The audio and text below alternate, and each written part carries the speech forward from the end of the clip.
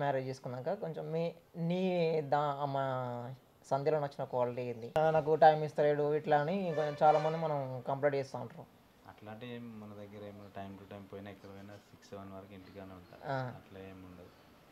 Misunderstanding అయితే ఎప్పుడు ఏం కాదు. సరే అయినా కూడా చిన్న చిన్నవి ఉంటే సర్దుకుపోవాలంతే. అదే వర్క్ బిజీలో పడి మాకు టైం కేటాయిస్తలేరని అది కంప్లైంట్ కామన్ కంప్లైంట్ అది వస్తుంది. అంటే రెగ్యులర్గా ఏముండదు కదా, పోయినప్పుడు టైం ఒక రోజు పడుతుంది అంతే. ఏదో ఒక రోజు ఉంటుంది లేట్ అవ్వడం. ఇక రెగ్యులర్గా అయితే టైం టు టైం ఎటు పోయినా వచ్చేస్తాం. ఖాళీ టైం ఉన్నప్పుడు ఇది చూసుకుంటాం. మనం చేసే బిజినెస్ అంటే రియల్ ఎస్టేట్ కాబట్టి అది ఏ టైం అయితే ఎక్కడెక్కడ టైంకి వెళ్ళాల్సి వస్తుంది. సంధ్యలో నీకు నచ్చిన క్వాలిటీ ఏంటి? బెస్ట్ క్వాలిటీ అంటే అర్థం కాలేదు. అంటే ఒక వ్యక్తిత్వం పరంగా మంచి ఒక క్వాలిటీ ఉంటాయి కదా, గుణం నచ్చే చేసుకుంది కదా. ఓకే, నీ కథంలో నచ్చింది ఏంటి? నువ్వు ఎందుకు చూజ్ నువ్వు ఎందుకు యాక్సెప్ట్ చేసినావు? నేను ఎందుకు యాక్సెప్ట్ చేసిన అంటే తనకి కోపం అనేది తక్కువ. ఓకే, నాకే హెల్పింగ్ నేచర్ ఎక్కువ అంటే నాకంటే తనకి ఎక్కువ. నేను 1 రూపీ ఇద్దామంటే పోనీ 2 రూపీస్ ఇద్దామంటే ఎవరిని నొప్పించడు. నేనన్నా ర్యాష్గా మాట్లాడుతుంటా, అది కాదు శేఖర్ ఇట్లా ఉండాలి అట్లా ఉండాలంటా. కానీ తనకి ఎట్లా అంటే చాలా సున్నితంగా ఎవరిని నొప్పియడు. మాట పరంగా కానీ చేతల పరంగా కానీ వాళ్ళు తప్పు చేసినా నాదే తప్పు అనేసి తను వేసుకుంటాడు.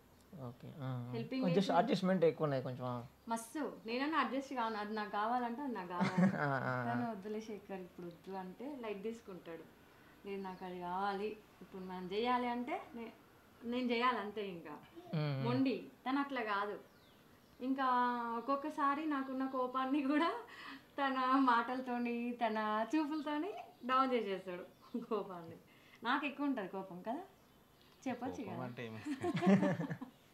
ఒకరికున్నా ఒకరు లేకున్నా అడ్జస్ట్ చేసుకోవాలి.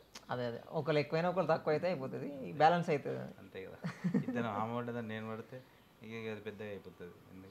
కానీ ఎప్పుడు 10 years జర్నీలో ఇప్పుడు మ్యారేజ్ చేసుకున్నాక మీరు ఇక్కడికి వచ్చేసి విలేజ్లో మీరు విలేజ్లో ఏమనుకున్నారు మరి? అప్పుడు విలేజ్లో వాళ్ళు అప్పుడు చాలా మంది చాలా రకాలుగా అనుకున్నారంట.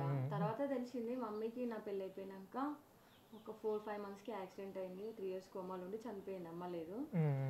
ఇంకా అంటారు కదా, ఇక ఏమంటారు, అవసరమా ఆమె, ఏం లేదు ఆయనకి, ఆస్తి లేదు అంతస్తు లేదు, ఎప్పుడు చంపుతారో ఆ మనుషులు వచ్చి. అప్పుడు నయ్యం ఉండే కదా, ఎప్పుడు చంపుతారో అవసరమా పిల్లకి, అట్లా ఇట్లా మళ్ళా కాపోళ్ళ పిల్లగాడు అది ఇది అన్నారంట. ఇక అన్నాగనేసి ఎవరేమన్నా మన మంచి కోసమే అనేసి లైట్ తీసుకుంది. ఇప్పుడు అందరూ హాయ్ హాయ్ హాయ్ అంటారు కదా. వీళ్ళ ఊర్లో మరి ఏమన్నారో నాకైతే తెలీదు. అందరు మంచిగా మాట్లాడతారు. మేమేంటంటే కుల మతాలకి అతీతం అంతే. అంటే నేను ఏమని చెప్తా అంటే సమాజానికి 2 చేతులు కలిస్తేనే చప్పట్లు. ఇప్పుడు అమ్మాయికి ఇష్టం ఉండి అబ్బాయికి ఇష్టం ఉండి చేసుకుంటే ఓకే, కానీ బలవంతంగా నువ్వు తీసుకుపోయి ఎన్ని రోజులు ఉంచుకుంటావు, వేస్ట్ కదా.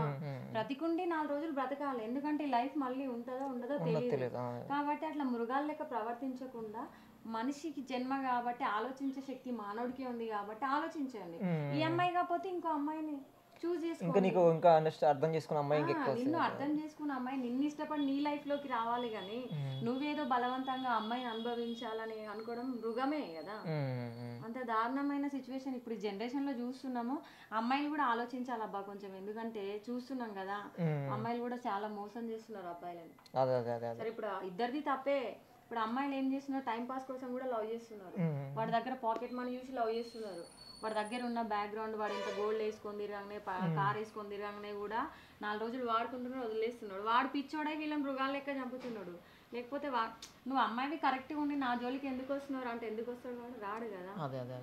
వాళ్ళది కూడా 2 sides ఉంటుంది ఎప్పుడైనా. కాబట్టి అమ్మాయిలు కూడా కొంచెం ఆలోచించాలి, ఎందుకంటే లైఫ్ కాబట్టి ఆలోచించి నిర్ణయం తీసుకోవాలని చెప్తాను. ఏదో రీల్స్ చేసినామా, వాడు పరిచయం అయినాడా.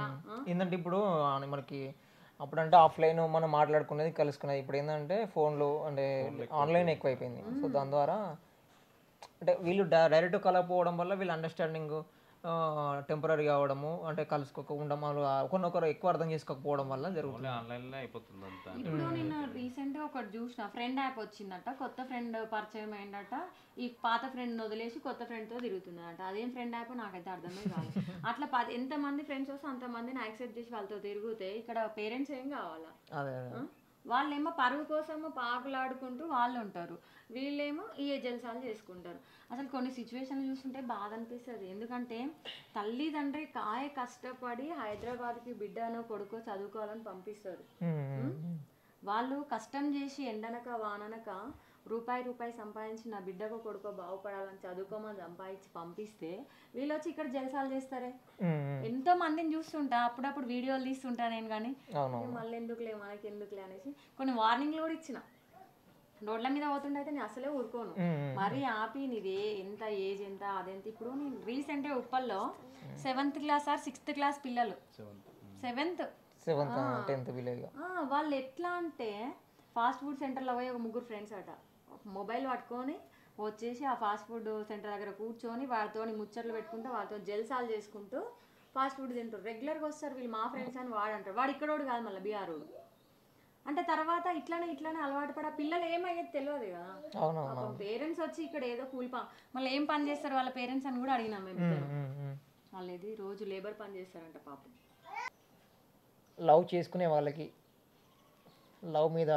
లవ్ మ్యారేజ్ చేసుకున్న తర్వాత కూడా వాళ్ళ అండర్స్టాండింగ్తో కొంచెం విడిపోయే వాళ్ళు కూడా ఉన్నారు. విడాకులు కూడా బాగానే అవుతున్నాయి అండర్స్టాండింగ్ లేక. కొంచెం నేను ఇప్పటికీ వాళ్ళకి లవ్ మ్యారేజ్ చేసుకోబోయే వాళ్ళకి ఒక ఇన్స్పిరేషన్ లాగా ఉండాలి. ఎవరైనా కూడా వాళ్ళ జర్నీ చూసి ఇంకొకరు లవ్ మ్యారేజ్ చేసుకున్నా కూడా ఇన్స్పైరింగ్ ఉండాలి. సో అట్లా మీరు వాళ్ళకి ఏం చెప్తారు అప్కమింగ్ లవ్ మ్యారేజ్ చేసుకునే పోయే యువతికి? నేను ఇప్పటికీ ఒక 10 లవ్ మ్యారేజ్ చేసిన. ఇప్పటికైతే అందరు బాగున్నారు, ఎలాంటి ఇష్యూస్ లేవు.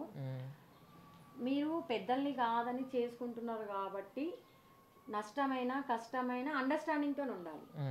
ఇప్పుడు లేదని చీదరించుకొని పోయి అక్కడ వాళ్ళని బ్లేమ్ చేయదు, పేరెంట్స్ని, ఇక్కడ వీళ్ళని బ్లేమ్ చేయొద్దు. ఎందుకంటే ఒకసారి పబ్లిక్లోకి మనం మార్కెట్లోకి వచ్చినాక ఈ అమ్మాయి ఈ అబ్బాయిని చేసుకుంది, ఆ అబ్బాయి ఈ అమ్మాయిని చేసుకున్నాడు అనేసి తెలిసినాక వీళ్ళు విడిపోయారంట అంటే వాళ్ళకి అమ్మో అంత చెప్తే విన్నారా అనేసి మాట్లాడుకోవద్దు.